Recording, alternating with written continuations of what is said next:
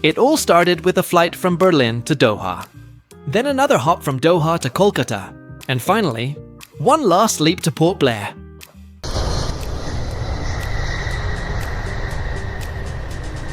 But wait, the adventure wasn't over yet. We still had another 2 hours on a ferry, bobbing across turquoise waters.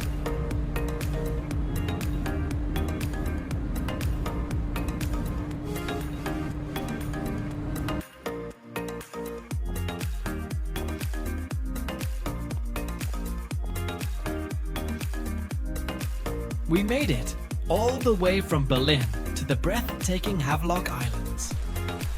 Except it was raining when we arrived.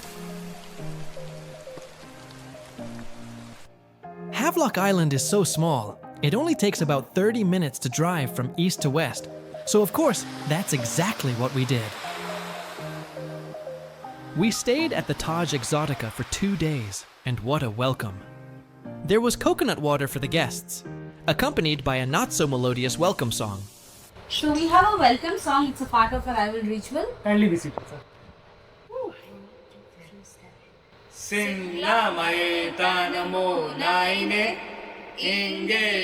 Let's just say, wasn't exactly chart-topping material.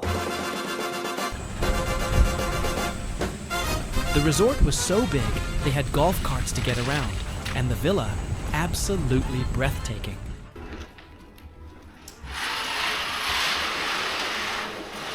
By the way, this is the original music of Taj Exotica.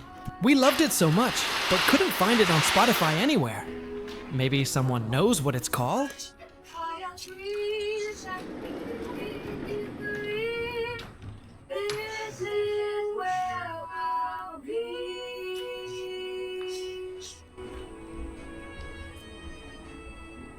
And then we went straight to bed. Besides, the sun sets around 5:30 p.m. anyway. The next morning, we woke up at 5 a.m. and headed to the Radhanagar Beach. It was about a 30-minute walk from our villa. The resort was that huge. We wander through the night, no fear, no hesitation. The stars are our guide. Here we were, in the Andamans in early October, still technically monsoon season. Around 30 degrees with light showers. But honestly, it was a relief. The rain cooled things down and made the island feel fresh and alive.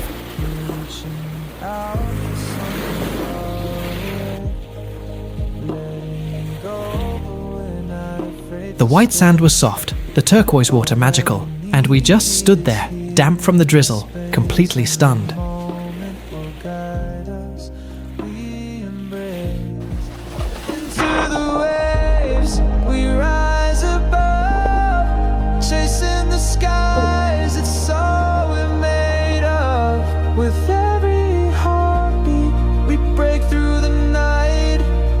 And on the way, I spotted a tiny crab.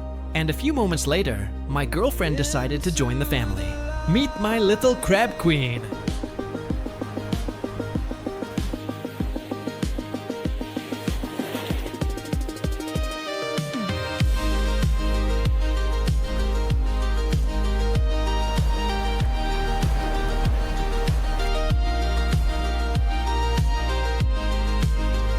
Beach done, pool next.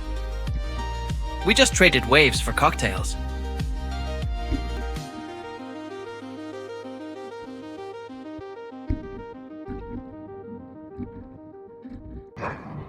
After 2 beautiful days at Taj Exotica, we packed up and headed east to Seashell Resort. Unlike the Taj Exotica, there's no private sandy beach here. Instead, calm coral backwaters stretch along the shore. And surprise! It was raining again. At this point, we figured the rain just really liked us.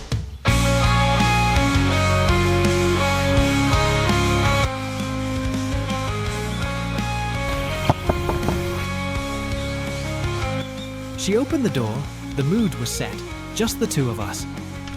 5 minutes later, we're locked in an intense carom match behind the closed door. Guess I lost twice that night.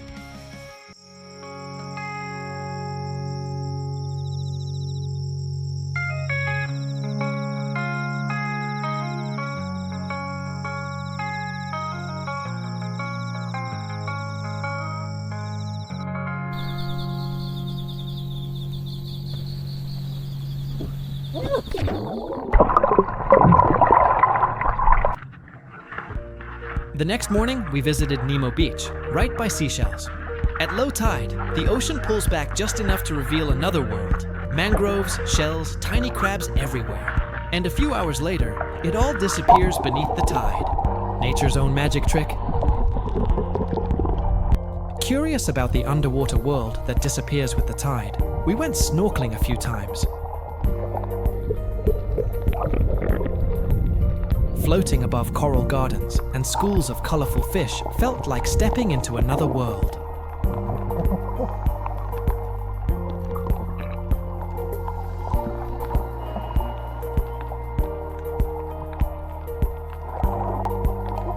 A fun fact? The sand here is so white because it's made from crushed coral.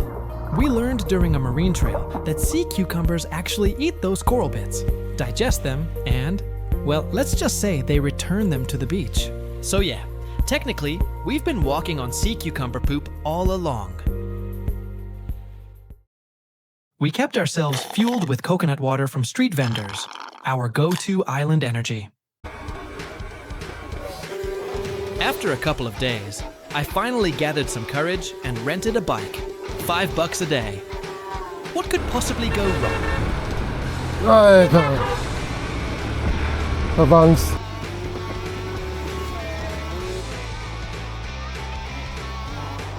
The driving style here is a mix of confidence and chaos.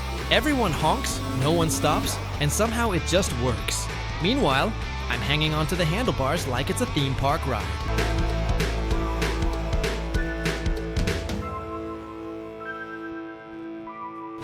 We parked the bike near the jungle and joined a guide for the ancient lava trail. My girlfriend tripped a few times along the way, so we started counting. Then it started raining again, and the muddy forest made the whole trail even cooler. Ropes to climb, slippery rocks to dodge, and constant reminders not to fall.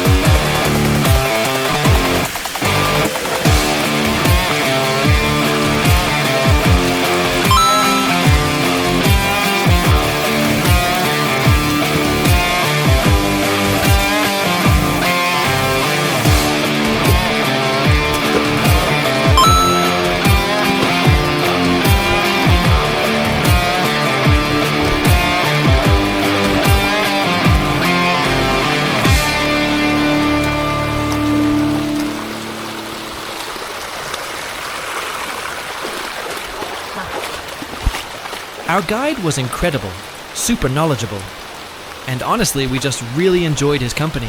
Without him, we'd never have found this lava trail. It's so hidden. It feels like a secret spot. It actually felt like a Cold War training mission. We looked like a couple of lost Vietnamese soldiers out there.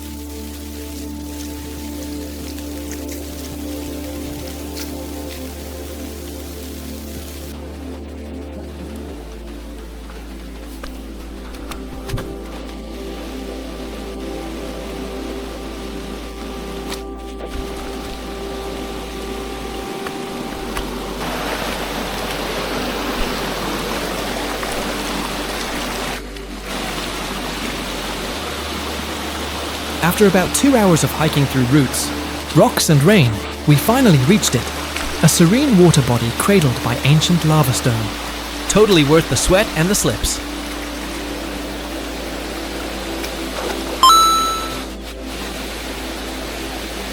Unlike the warm sea or beach water, this freshwater stream was icy cold. That's because it's rainwater filtered through layers of volcanic rock.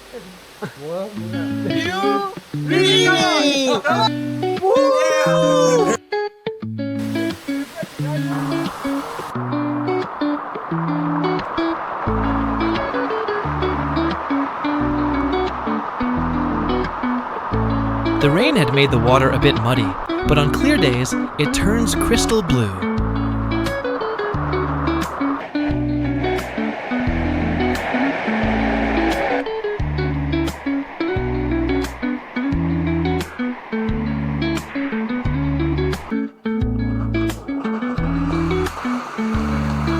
After that, we started heading back, muddy, tired, and totally thrilled.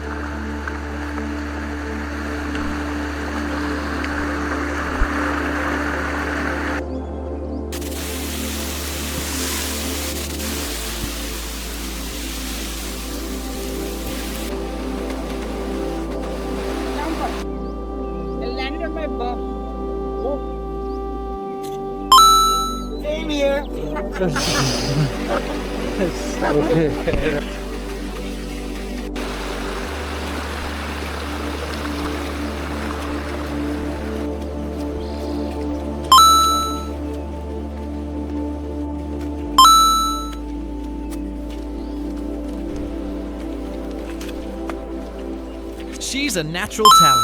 3 trips in 1 minute. Wow.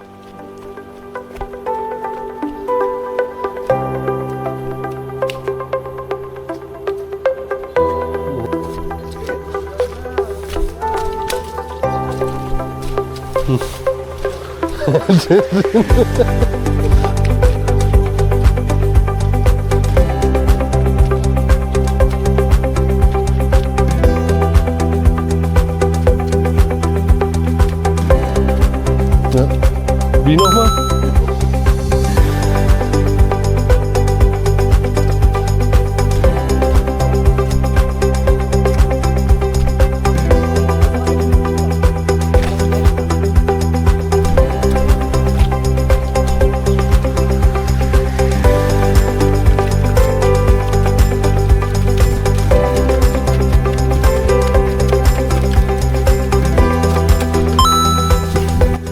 Trips in total. I guess that's a new record for this island?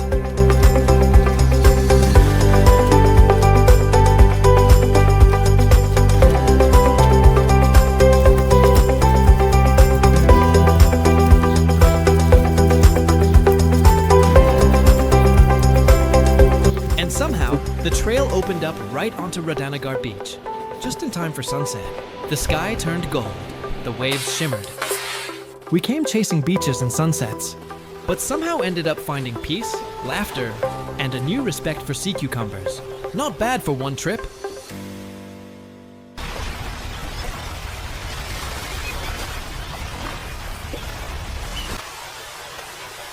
That's it from the Andamans. See you next time in Kolkata.